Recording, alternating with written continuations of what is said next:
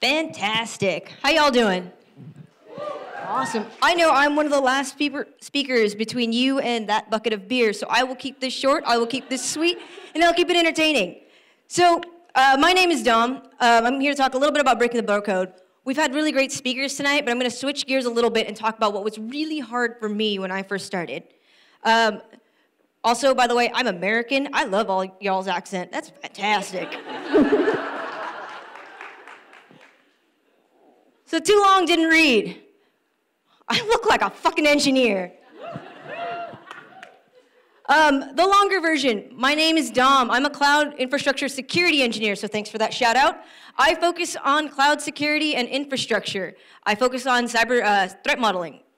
I also co-lead and co-started the diversity and inclusion at Twilio, and a couple of other things is I'm like a city director for Lesbians Who Tech in San Francisco, and also a board member for Alliance Health Project, and a couple of other things. But those are the most important for this talk.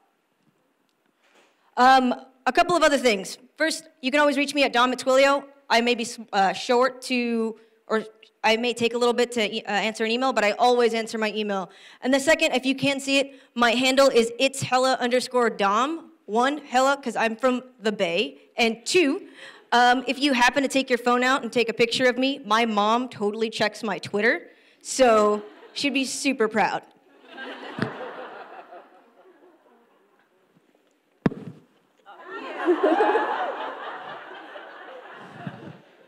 A little bit about myself.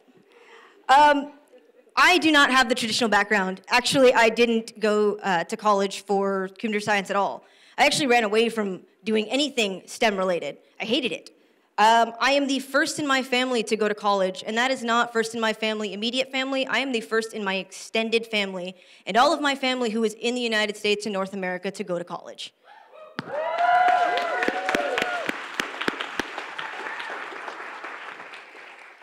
But I didn't do very well in college. Actually, I went to college because I thought that's what you were supposed to do.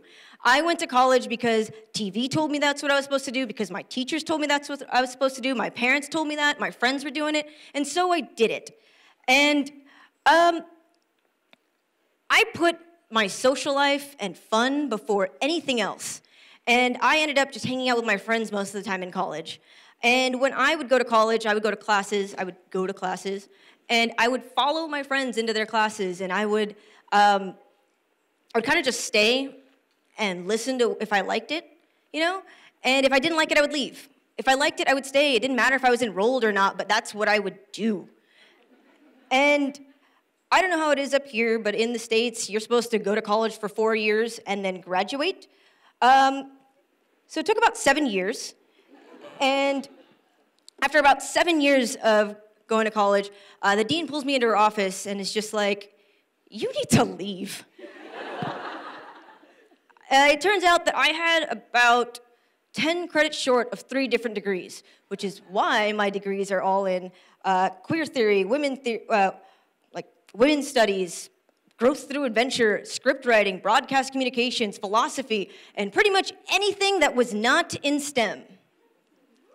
And I was 3 credits short of 3 different degrees, so we decided to get me out the door by having me do a central thesis of everything I learned. And so my official degree is a communication analysis of mainstream lesbians and heteronormativity in television from 2001 to 2007.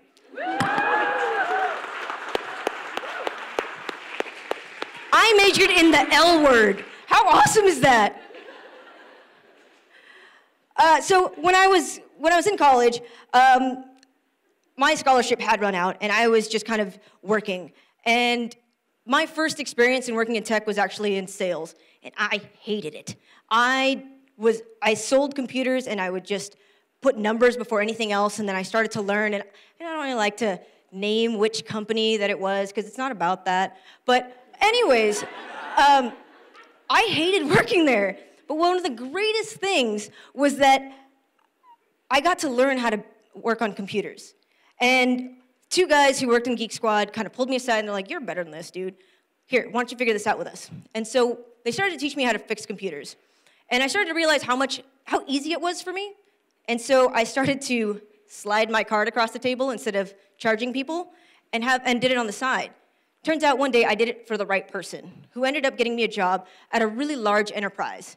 And I went from working at a Best Buy to working at a large enterprise to fixing computers, to provisioning computers, to picking up a book on Linux and becoming the sole Linux administrator for an enterprise. And then I kind of jumped into development from there.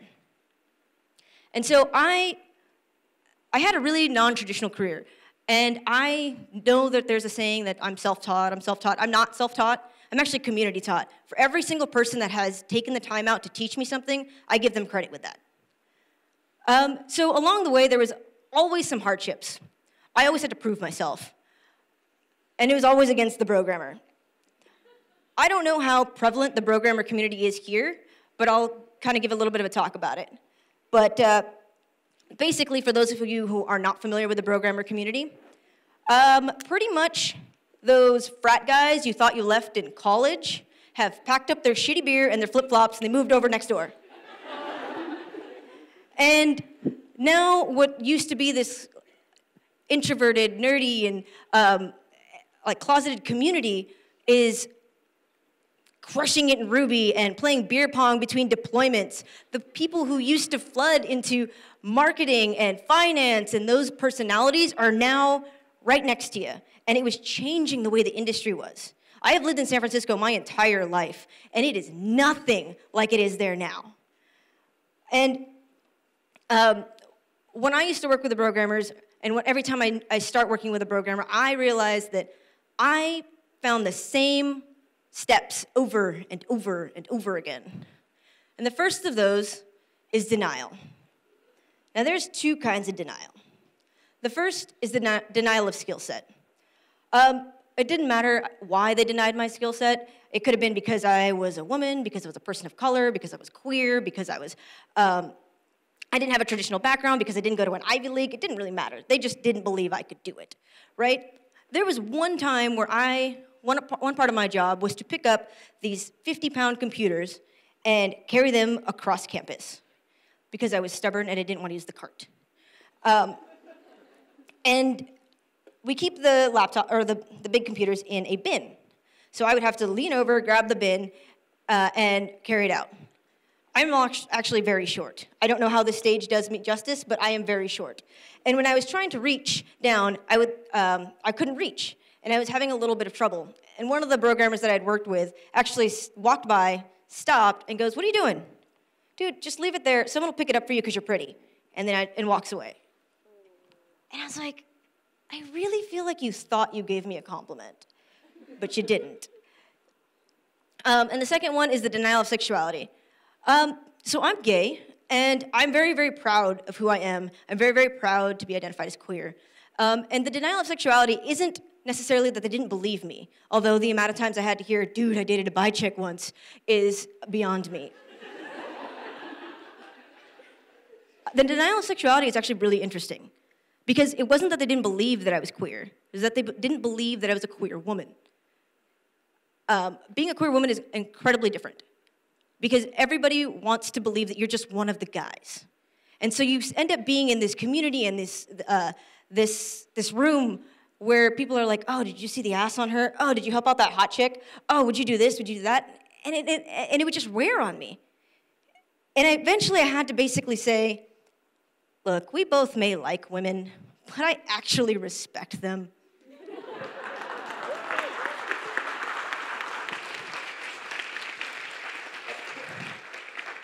The next step is anger. And I was so angry working with programmers. I really hated it. And the biggest thing was the unwelcome programmer commentary. Now, with the unwelcome programmer commentary, there was one story that I like to bring up. Myself and a colleague, we were both up for the same promotion. And in that promotion, we had exactly the same credentials. We started on the same day, and I had a college degree and he didn't. I got the job. And one beer in, it's like, "Dude, you totally deserved it. Of course they picked you." 4 beers in, "Of course they picked you. You're a hat trick." And I was like, "What's a hat trick?" And he's like, "Oh, yeah, you know, in hockey, because you do 3 in a row." And I was like, okay, first of all, just because I'm gay, it does not mean I know any sports. And second, he basically meant that because I was queer, I was a person of color, and because I was identified as a woman, that I was a diversity goldmine, and that's why they chose me. I'm gonna clear the air really quick. I got that job because I fucking deserved it.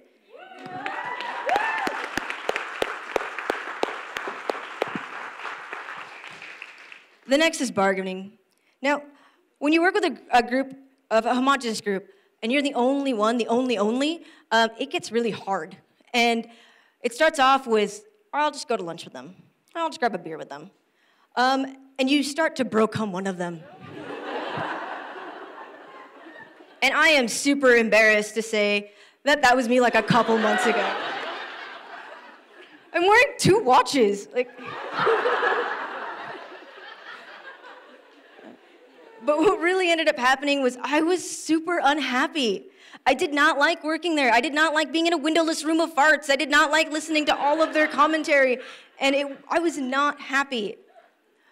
And the last one that you can't see because it's not important anyway, it says acceptance, and it's not really acceptance. It's how I learned to work and deal with working in an all-male team. How I learned to work and deal with a programmer, and the things that I took away from it. The first of which is that there is no traditional programmer. While the media can portray whatever they want about the Valley, there is no traditional programmer. I was a programmer. And you know what my team used to look like? White dude, white dude, white dude, me, white dude, white dude, white dude, Chinese guy. None of those men are programmers. They're actually some of the greatest people I have ever worked with and the best mentors I have ever had. But I automatically discounted them because I thought they would be programmers.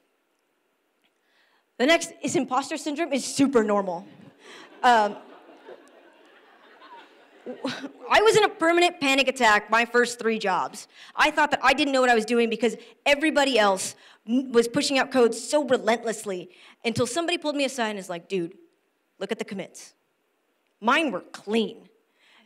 And the only difference was that I was code checking myself and I was second guessing myself, but my code was just as good as everybody else's. The next is be the driver. When I first started, I would always kind of tap on my coworker's shoulder and, hey, can you help me with this? Can you help me with this? And he got so annoyed that he would just be like, look, here, does it for me, or rewrites my code, and then throws it back out there. And it wasn't that he was being mean, it was that he needed time to do his own sprint work. And so what I ended up doing is I ended up gathering all of my questions into one thing, booking 30-minute meeting, and just saying, look, if I have you uninterrupted for this time, I promise not to bother you unless it's like critical. And what ended up happening is that he got to show me and take out that time of his day, and I got to take out time out of my day, and it moved us forward so much faster that he didn't take my keyboard from me. This is one of my favorite ones. I know I'm close on time, so I will keep it short. But careers are not ladders. My dad always told me that you're going to enter in like the mailroom, the junior level, and then I'm going to move forward. So when I became an engineer, I was like, I'm going to be a software engineer, and then I'm going to be a senior engineer, and then I'm going to probably be a manager, and then I'm probably going to go into director. I didn't even know what GitHub was at that point, but that was supposed to be my career. Careers are not ladders. It's rock climbing. The reason that I say this is because when I used to watch people not get what they wanted, they would make sure that they would get what they wanted. And rock climbing is a better analogy. Because 1, rock climbing is hard. 2, rock climbing requires a great support system. Rock climbing is non-linear, and sometimes you'll get to a plateau. Sometimes you have to reevaluate. And sometimes you have to go back down before going back up. But the main thing there is that there is no one way to the top. And you will get there. This one's a new one for me. Community is important. I think we've all talked about mentorship, and we've all talked about how important that is. But to me, not only was mentorship important, but community. I was the only so many times. I was the only person of color. I was the only woman. I was the only queer person. And it was so hard being that advocate for so many times. And so I found communities. I went with 500 startups for 500 women. And I started to mentor there and try to talk to female entrepreneurs. I started working with social justice communities on how we can not just break the gender gap, but also break different gaps and a lot of the non-visible ones. I started going to recruiting events with my teams. This is me at OutTC with 2 other people of color at our company who wanted to find out that this was important. And I started working a lot with Lesbians Who Tech. Before I was with Lesbians Who Tech, I hadn't found a single other woman who identified as a lesbian to look up to in the technical community. And when I went there the first time, I was amazed. And I found a community. The last one is high fives are awesome. High fives are incredibly awesome. They're so much fun, and I love doing them. However, the reason I put this in here is because bros high five over like everything. It's like, oh, you pushed code, high five. Oh, you got a beer from the fridge, high five. But really, what high fiving is to me is it is a visual representation of positive reinforcement. So a +1 can actually be in the form of like +1 on a commit. +1 can be, hey, good job on that, or anything like that. But really what I wanted to relate here is that giving that positive feedback is important to your growth as your career, whether it's in tech or not. And so I know I kind of sped through a lot of this, but really what's important for me to kind of give out to all of you is that while my career was different, I think that one of the things that really pointed out to me here is that when I did this talk for the first time at Lesbians Who Tech, somebody came up to me and was like, you just told my entire story. And what I started to realize is that this story is not my own. This story is a lot of people's stories. And that's why I think that it's really important for us to have a community. Thank you.